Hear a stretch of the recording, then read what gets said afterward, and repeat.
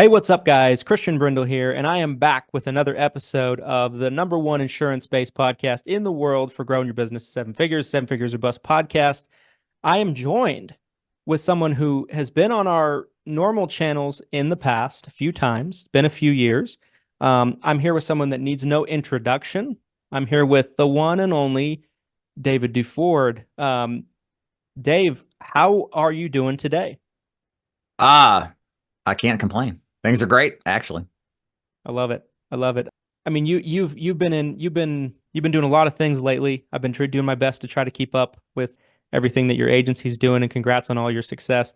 For anybody that might not know you, just on the off chance, give the audience. I know we've done videos in the past, but just for the sake of anybody that is being introduced to you for the first time, Sure. give us a little bit of a Dave Duford intro from how you got into the insurance business and kind of your intro story.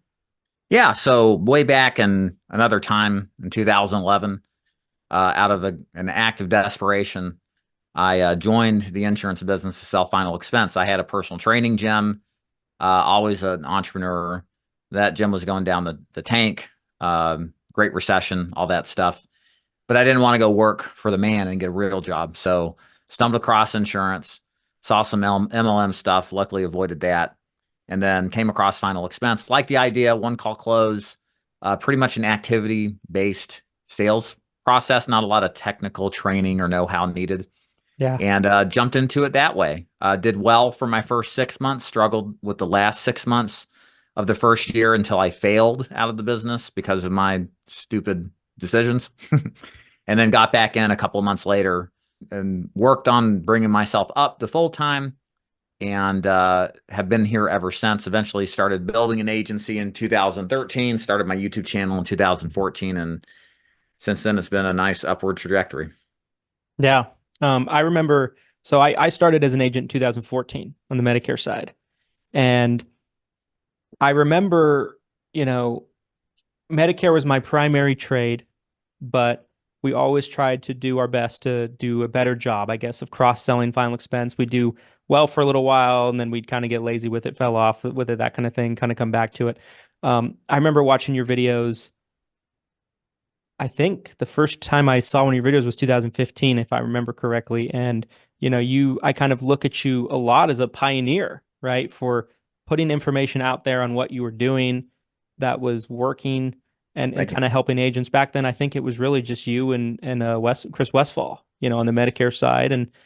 And so talk a little bit about, what made you want to get started with YouTube? Like, where did the idea come from early on? I watched Doug Massey put up a video, and I thought he was a complete moron for sharing his information for free. Doug Massey's another YouTuber. Yes. Yeah. But then I thought about it and realized, he's actually a genius. I mean, he's giving away really good content for free without anything in expectation of return. And I don't know what builds trust better than that, because this business is in desperate need of trustworthy people to believe in, to follow. Yeah. And so my take was, well, hell, I guess I can do the same thing too. So I started filming, giving it away, and my whole thinking was, if I could get in ahead of my prospect, they'd probably be thinking like, man, if it's this good for free, what's it going to be like when I actually join the agency, right? Because everybody else is telling you and selling you the dream, and that's fine, but they're never giving you like what's underneath the hood. And so that was always my approach, was let's talk facts. Let's look at the real reality of this business. And I think, well, what better way to sell someone on it than just doing that? Yeah. Yeah. I think it's super smart, and it's, ultimately for us, it's worked really well as well, so I think Yeah. it's a great model. And, you, along with, just a few others, like I mentioned, are really pioneered the way. So props to you on that. Question that I had for you on kind of current trajectories and kind of current things that are going on right now in the industry. First things first is there's this new FCC rule, Yeah. as I'm sure you're aware, right? It's set to kick in January 1st, 2025. And there's a lot of talk about just kind of really the impact it's going to have on the lead game and the ability of purchasing leads, and who I know agents can purchase leads from, and how the leads are able to be generated, and so on and so forth. what are your thoughts about this for agents? What kind of conversations are you guys having internally with your agents about kind of where this is going, where it will lead, and what should agents be aware of with this? Yeah, I mean, it's really a dream come true for what we do, but also for the end consumer. I liken the phone, like we think of our software that's out there as like, what's the user experience like? Right? That's what every good software developer worries about is how can we make the user experience great? This user experience sucks. Getting calls all the time about Yeah, stuff that you didn't even request information on. Like and we use the phone so much that this law is going to do great things to protect the consumer yeah, and reduce the amount of junk leads that are out there. So, for us, because we don't rely on the one-to-many approach or this shared data crap that's really just ruined telemarketing and made it really difficult. We don't have anything to worry about. All we yeah, have to do is add in the, one-to-one language, and we don't see anything negative coming from that. If anything, over time, more people are going to pick up the phone because the intent is actually there from the consumer. And, yeah, lead costs may go up in the short term, but, I just don't see how it can hurt. yeah. I agree. I agree. I think you hit it right on the head, right? Lead costs might go up, but ROI might go up with it. Cost per acquisition might be better, ultimately. And Yeah. um, you just have a better intent of lead, I think, in a lot of cases. Yeah. And it's going to hit the MLMs the most because they rely on data to run at scale and, you know, um, oh, well. Yes. But in the same breath, they do bring a lot of people in this business that never would have been here, so yeah, it's going to be interesting how it all shakes up and we'll see. Yeah. Um, Question about MLM recruiters, right? In our space, you've done a great job at kind of highlighting compensation models on your channel. You've done a fantastic job of kind of explaining the meat and potatoes of what each specific opportunity really looks like for a lot of these groups. Do you feel like ultimately those groups, and I think I kind of know what you're going to say, but I'm curious if I'm wrong. Do you feel like these groups are harming or benefiting the industry as a whole with the way they do business? I mean, it's both. I mean, it's good versus evil. I mean, that's pretty binary. I mean, there's always gray, right? Yeah. I think MLMs benefit our industry because they bring in a bunch of people that otherwise would not have been in this business to then help clients that may not have ever gotten help, right? So there's a definite benefit there. Um, and plus, it exposes them to the business. And even if the experience is negative, it gives them the opportunity to do some due diligence and find out another place that actually might optimize their experience. So I've always compared the MLM to the business. It's like the MLMs are the shark, and then the agencies like us are the little fish that swim between the shark's teeth to clean out the junk that's in between them. There's a Hmm. symbiotic relationship in a way. Even though I'm not in favor of the MLM business model, MLMs send me all sorts of business. And if it wasn't for them recruiting at scale, then I wouldn't have as many agents interested because it first started with them, then pivoted to me, if that makes sense. Yeah, it makes a ton of sense, and I think that's I agree. I feel the same way, because I feel like there are a lot of people that I've gotten to know over the years in our industry that are wildly successful people, or maybe they were people that had a big impact on me in my career early on. That they got their introduction through an MLM, but ultimately that's not where they found the success, but it's where they found their introduction, right? I mean, I And mean, I have problems with MLM, like, you know, reselling age data that's 25 cents a pop for 10 or 11 bucks and doing that at scale and yeah, monetizing the agent before they actually make a sale. I mean, there's clearly issues. I don't want to be like a sympathizer for MLMs at right. all. But, I try to play devil's advocate because there's good and bad with it, just like everything. Yeah, agreed. Agreed.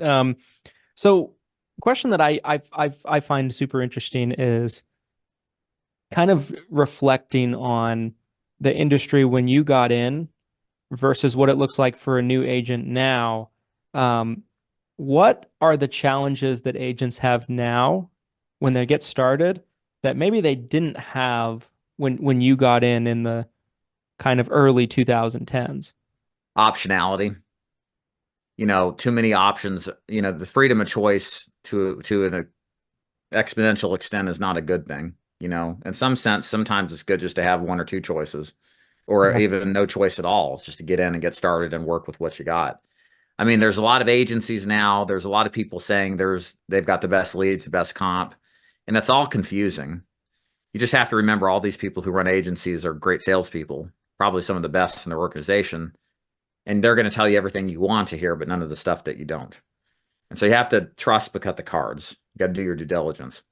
I think that's the big thing. The other thing that's interesting, I mean, I started in 2011, and the idea of a telesales agent was just a rarity. Now for us at least, whereas we used to be 100% face-to-face in February 2020 before COVID, we're now 80% telesales. Like our top 20 agents, 80% of them are telesales. So that's the big thing that's changed is remote work instead of face-to-face. And then here's our another choice. It's like, well, what are you? Are you going to be better at face-to-face or telesales? Both are viable models, but you got to figure out yourself like what's best, as much as possible, so probably just more choices along the way. Sometimes confuses people and it's harder to commit totally when you're confused. But other than that, I think the fundamentals are still the same. You got to see the people. You got to go to work every day, be committed, even in the down times, right? Yeah. Yeah. 100%. You guys do some work in you guys now, you're involved in the Medicare space as well as the life space, right? What are your thoughts on this talks and proposals of new CMS rules about FMOs? The Save the FMO campaign. Yes. Well, save the whales, save the FMOs, right? Yeah, I've so for your audience out there, this whole CMS thing is the idea is, and correct me if I'm wrong, you're more into Medicare than I am. It's basically cutting the override off the FMO tremendously. And the idea is to prevent pushing a product because of marketing money and, financial incentives, right? So that's what they say. Here's the thing though. Good FMOs, there's bad FMOs that don't do anything for their agents, but good FMOs do lead subsidies. They're paying for their leads, obviously infrastructure like Sunfire and other stuff. And when that money goes away, a lot of that's going to stop. Like I can think of my partnership in the Medicare space. Like we do a $75 lead subsidy per sale. That's going away if this is going to pass. And now, whereas it was, it was already difficult to cash flow as a broker on a lead program, that goes away. And now they're probably going to have to, in that case, carry the burden. And that's going to have an immediate impact on them being able to make money in this business. And that means less sales, less people helped. So I don't like it. I mean, I think it's ludicrous. I think the business will be around, but I don't know how it's going to be impacted. Our agents can even be able to afford leads anymore. I could see the LOA model picking up tremendously, because so the agency can shoulder it, but I don't understand it. It doesn't seem to make any real sense to me why they'd push it and not even consider the blowback, the unintended consequences that come from it, which are going to be major and felt by all agents. It's not just the FMOs. It's down to the guys out there helping people. Yeah. Yeah. I couldn't agree more. I think it's the concern, my interpretation of the concern is that there's too much biases being placed on what plan somebody gets enrolled into based on extra compensation, right? So that can come from marketing dollars, can come from higher overrides versus not higher overrides, incentives, things like that. And why don't they just standardize that then? I mean, why can't they just standardize our commissions? Why can't they standardize their commissions? I don't understand. Yeah. So just throw the baby out with the bathwater? Right. It's that's obvious... right. It's the government. Whoops, I forgot. Okay. It's 100% the obvious solution. It's crazy to me because we've kind of gotten into this place now, last 3-4 years now, where we have a yearly final rule, that we're kind of needing to understand, adapt to, and we've gotten one, whether it be call recordings, whether it be, 48-hour scope of appointments coming back, all these things. And I think it's just the thing that's wild to me is if you really look at the people that are running CMS and the people that are passing these rules, there's just such a lack of understanding about our industry. Um, and that has always baffled me. I had a conversation recently where it was like, CMS doesn't understand FMOs and what they do and what the model is. I'm like, they're making all the rules. How do they have no understanding? It's like they don't have any understanding, and they haven't for a long time. It's interesting. I wonder whoever runs the CMS, I wonder what their background is and where they've been before all this. Like probably a lifetime in government service without any sort of, on the street experience as an agent or running a Medicare company, like stuff like this just reeks of it. It's like, this doesn't make any sense. And I look, I get their concern. There's probably a point. We want to reduce people flipping them into a new plan. That's just doesn't make sense. And this churning or pressure, but there's other ways to do this without gutting the business model. Yeah. It's so interesting to me. Like they did, I don't know if you had a chance to see this, but before the proposal came out, so during AEP, I think it was like October, November, they did this like Senate hearing, where like they had some people supposedly from the industry come and kind of testify. And the three people they chose was a guy that runs a software to help people select Medicare plans, right? So like there's a million of those, right? Like do we really need, and so there's that guy, not an agent, never been an agent, and talks about some negative experience he had with an agent, with his family member, something like that. There's a rep that runs a local regional Medicare Advantage carrier, and then a ship worker. Those are the three.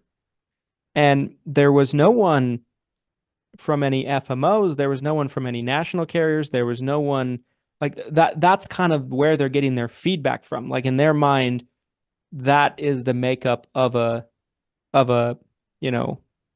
hearing of people that are giving feedback. And it's interesting to me, like there's just nobody that is in the industry in a real way that has a chance to kind of provide feedback and speak. It's wild. It's definitely interesting though. Yeah. So you think it's going to stick? I think we're going to get some version of it. I don't think it'll be of course, I don't know anything more than anybody else does, but if I had to guess, I imagine that I think it's going to be a version of what was proposed with far less extremities. I just think it's not going to be as extreme as what was originally proposed, but I think we'll get some version of it. And I hopefully think maybe we see some kind of, when the dust clears, version where everything is standardized. Like you said, I think that's the obvious answer. And I think we'll see. We'll see. I mean, CMS gets what it wants. I mean, they put the 48-hour scope rule back in, and they want now everybody records their calls. And it's just they got everything. That's my worry is, there's not the compromise element doesn't seem to be there with them. Yep, that's true. Especially to bringing in sailors to testify about something. Like, give me a break. Right. This video is brought to you by the 7-Figure Medicare Agent Summit. Guys, have you ever wanted to get around other professionals and the best of the best in the Medicare space if you're a Medicare agent?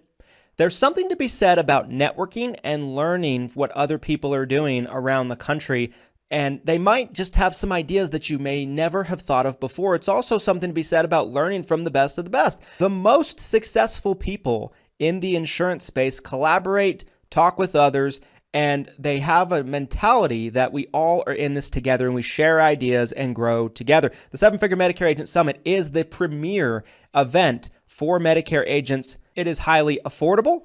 It has a great reputation of being some of the best content you're going to find at any event. There's so many events out there that are nothing but pitch fests, or half of the speakers are employees for the agency that host the event, and there's not really any real agency builders, or very few that actually take the stage and speak. At the 7-Figure Medicare Agent Summit, you get nothing but the best of the best talent from all over the industry. It's not based on hierarchy. It's not based on anything like that. We all are coming together as Medicare agents to grow and learn and get better. You can get information on who the speakers are for this year's event and ticket prices down in the link of this description. We would love to see you at the 7-Figure Medicare Agent Summit. I wanted to shift gears a little bit to back into kind of the final expense game, right? So what do you feel like when you guys bring a new agent in, what kind of lead flow is working right now? Are you guys mostly doing self-generation of leads, or are you still doing a lot of direct mail? What does that look like? Yeah, Because that's a question we get asked constantly, and sure. I'm always interested to kind of hear people's perspective. So, I mean, like I said, 80% of our hires are basically our telesales, right? So that's where we're at now. Yeah. And all we do is either encourage the agent to buy a third-party lead, or we generate it for them in our free lead program and basically cover the cost. And the only platform that we use or recommend for telesales is generating leads on Facebook. Not Yeah. opposed to generating leads on TikTok, other social platforms per se, but Facebook is just where the attention's at and the scalability is at. You really don't need anything else. TV leads can work.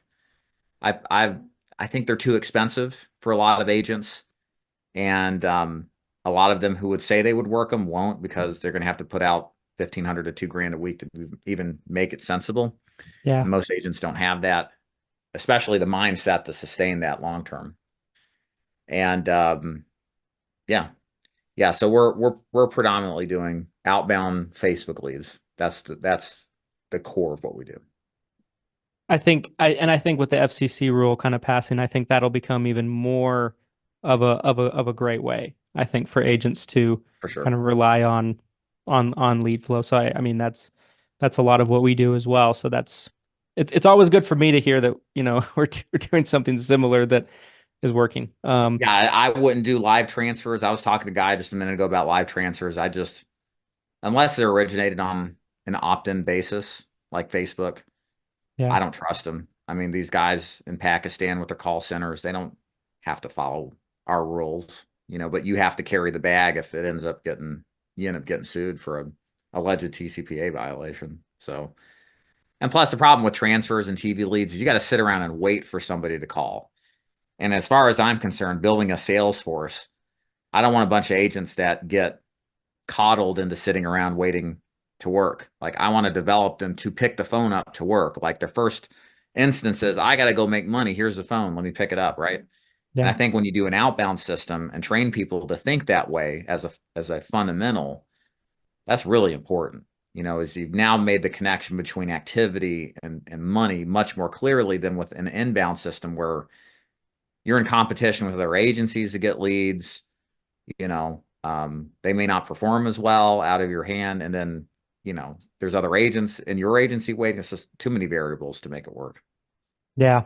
Yeah. I agree. I think it's just not putting the agent, I think, in the best spot that they can thrive and be successful with that kind of model. Dave, I was very curious to ask this, and I went back and watched our last interview we did together, and I'm surprised I didn't ask this on the last interview, but I should have. So I'm going to do it now. What does Dave Duford think about private equity in the insurance industry? Is it good? Is it bad? What are your thoughts on it? I mean, it's good for the people selling. Yes. I don't know. I don't know, really. I mean, I think anytime you have private equity that comes in that doesn't understand the business, there's liable to be things that they want or requests that may make things worse. I don't know. Again, I don't really know the downside, but it's because of my ignorance, not because I've studied it thoroughly and I have a decision. What's bad about private equity in your mind? Well, I mean, and see, in my mind, I'm not really too hard on one side or the other of it. I know it's become a very big point of conversation in a lot of circles and things like that. And there are people that feel very strongly about one way or the other. It's the best thing ever for the industry, and other people think that it is, the worst thing ever, and it's kind of polluting kind of the industry and that kind of thing. I think it probably comes down to, like you said, I think it comes a lot down to who is actually involved? Are they looking to understand the industry, or is it numbers on a spreadsheet? And that kind of thing. So I think it's situational. I don't think it's all bad or all Sure. good. I think, there already are reactions to this stuff, like there are some companies that won't contract with the big MLMs that have the arrangements with the big player in the business on P. And, I mean, I think there's always, if there's agents who are concerned about having to serve the master private equity holding company, I think there's always going to be market opportunities to work elsewhere. I don't think we'll shore up this business and be, an 800-pound gorilla, one person or one organization pushing things in a particular direction. I think there'll always be some level of competition. Yeah. Agreed. Agreed. And if anything, like if it does kind of start moving in that direction where there is one or two groups that, seem like they are dominant, it opens up opportunity for others, right? To kind of probably come up and kind of grow and to be like, we're different. I We're mean, there's a different. carrier we're working with now, like they don't want a ton of business. Like they want sustained growth, and they want partners that they don't want to go to the PEs that hold all these companies and turn the spigot on, and then they can't even handle it because they don't have the infrastructure, right? And I think the insurance business is so decentralized that I think you're always going to find those players that prefer, a different growth model than go to the big guys and, just turn on the spigot. Yeah. Yeah. Um, is there anybody right now that you are learning from, like maybe like from afar, somebody that you're consuming a lot of their content, somebody that like you're kind of watching the moves they're making in business, and just kind of looking to inspiration, or maybe even like just looking to learn from? Is there anybody like that um that you go deep into? Not in our business, not really. Um, I've always been kind of a lone wolf. I don't really pay too much attention to what my competition does. I mean, I pay attention, but I'm not, I don't know. There's nobody that I particularly follow that's so far ahead. I think part of that is my model has always been different than the big guys. They're much more MLM focused. I never wanted that, so I didn't follow them. Yeah. But there's still things to learn from them. I would say I'm like a lot of people, though. I mean, probably what I've paid attention more over in the past year and a half is Alex Ramosi, especially his old content. I think that's the good stuff. All Yeah. the stuff now is flash for a much larger mass market. But if you go back to the stuff from 2021, when he first started, like it's real content, like real content that actually makes a difference. There's a couple of ones like his sales division type of content, like building a sales team, like that stuff is just, it's incredible, or the Yeah. content on margin and understanding it and why it's important. Like most people won't find it interesting, but if you actually run a business and care about stuff, like it's really good. That's what I've been paying attention to. That's about it. Yeah, I like Alex a lot. Alex is high on that list for me for sure. I really enjoyed his book. I know he has a few now, but $100 million offers book. I got a lot out of that book.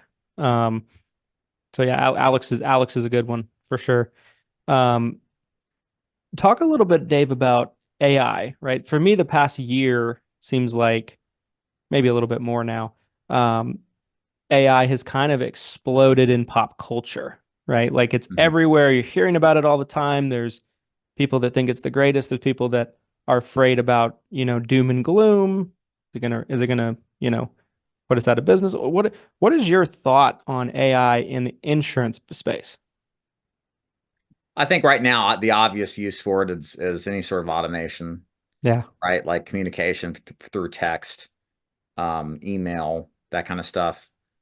I don't, maybe I'm just old fashioned. I don't think it's going to end our business model. I mean, it's good for us because we're required to have licenses and be human beings to sell this stuff. And I would like to think there's enough people that could come together to lobby against some sort of entity that has an AI capability to stop them from getting licensed and to stop from selling if that ever comes to that. So I Yeah. think there's that element to where maybe you couldn't get that in other sales models, right? That it wouldn't be a problem with. I don't know. I think if anything, it's going to facilitate some aspects of our business better. But I think at the end of the day, it's about people talking to people and getting them to buy insurance, even though they don't want to. You know, I have to wait another day, some other time, right? And I do think on some level the government or people will be demanding the government to protect against mass replacement because AI is going to have such a profound effect from all classes and all white collar, blue collar jobs in between, you know, people losing their jobs and stuff. I think you're going to see some pushback to that stuff and some regulations ultimately one day. Yeah, agreed. Agreed. I think what I imagine we'll see, I guess, is it'll become a bit of a problem, and then we'll start seeing regulation. Yeah. I kind of after the fact. I think that is just normal government trajectory. But Right. um, so question I've been asking lately that I've kind of found super interesting is if you were to talk to Dave Duford when you just got your license and you had to give him three pieces of advice to kind of help, things you wish you knew at the beginning that you know now, what were those three things be, do you think? Do the fundamentals. In other words, don't get straight off on fantastical ideas. Our business and final expense is boring and predictable. There's zero sex appeal. And if you just do what you're supposed to long enough, you'll make good money. Second of all, I think, again, this is over the course of my trajectory, not as a new agent, but when I started building, I think what I should have done different, I would have done more YouTube content for sure. Like it was sparse in the first couple of years. It's not now because it works so damn well. And then number three is probably get intelligent people to help operate your business and help you scale. I waited until last year to do any of that. I did everything on my own up till 2023, and it was great. But I had a glorified high income job, not a business. Now we have a business, and it's because I've delegated tasks to people, and because I freed up my own time to think through and problem solve. We've come up with all these great new things that I think are going to be awesome, like our free lead program, and which is very profitable for the company. It's very good at helping a lot more agents that otherwise wouldn't do the business. And yeah, I wish I would have done that sooner. Gotcha. Yeah, those are great. Those are great. Dave, I want to be respectful of your time. I know we only have so much time today. Where can people best find you? Let's say they want to follow your content, or maybe they want to learn more about what it Yeah, looks like to work with you, work with the Duford agency. How can people best find information on that? I would go to my YouTube channel. That's best. Just put in David Duford or the Dig Agency, and then just click on that and see what we're about. We've done thousands of videos at this point for 10 plus years, almost 10 years in April, actually. So it's almost 10 years. And that's a great way to get to know me better, how our business works, our thoughts on final expense, sales tips, etc. If you want to go to my website, you can, davidduford.com. The website's geared more towards helping you see if joining our agency is a good fit. So if you're interested in that, you can go there instead as well. Love it. Love it. Guys, if you're watching this on the video version on YouTube, we'll actually link Dave's YouTube channel down in the description. Thank And you. we'll also link it on the audio version if you're listening on any kind of podcast platform. So you can kind of go check out Dave's channel. It's, of course, been a great resource for agents for, I mean, you said it yourself, right? 10 years now. So congratulations Yeah. on that. That's a huge milestone. Thank you. How many views do you have on that channel, if you had to guess? Let's see here. I have to check now that you ask. So Because now I'm like curious. That spawned the question for me because I got kind of curious. Selfishly, I wanted to know. I get right now about 3,000 a day to 3,500. If I go back to lifetime views here, I've gotten 5 million, 5.2 million views. And yeah, I mean, it's interesting if you look at the graph here, like I started in May 14, something like that. Yeah. And I really didn't get any traction on my YouTube channel for, I mean, maybe about 2 years. I started getting like 200 to 300 views a day. And then when 17 or 18 turned around, it started picking up even more, so it's a long-term thing. If you're going to do any social media, you have to stick to it and keep going, find your niche, really exploit that, Yeah. but it doesn't happen overnight for most people. Yep. 100%.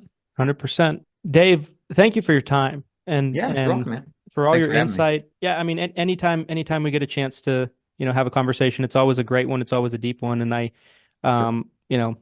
it's always fun, because I feel like I can have a conversation with you that maybe can't have with everybody, Sure. just Thank you. don't understand the industry as intimately as you do. So guys, go check out Dave's YouTube channel. Make sure to subscribe to it, follow it. Dave puts out fantastic information. If you're not already, a lot of you might already be. And if you enjoyed this episode, the only way we know about it, like, comment, subscribe, you know the drill. And we'll see you guys on the next one. Thank you. Thank you.